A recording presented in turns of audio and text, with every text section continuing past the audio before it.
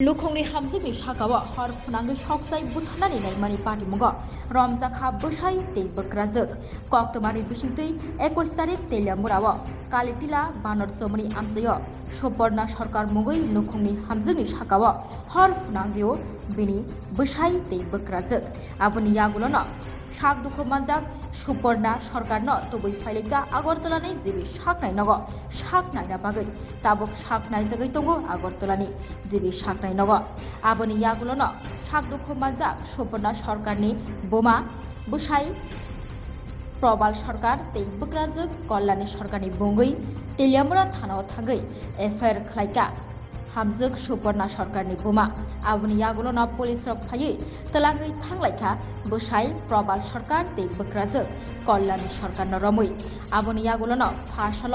फुंजराव Y दरबार नग बरंग तिसा जाखा अ पाटिमुंनो रगै तेलियामुरा थानानि ओसि राजीव देबनाथ ताइब कक्टमानो शुक्रबै सायखना रखा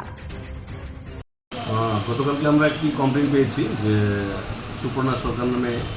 কালীবিলাতে একজন গৃহবধূকে কেরোসিন ঢেলে পুড়িয়ে মারার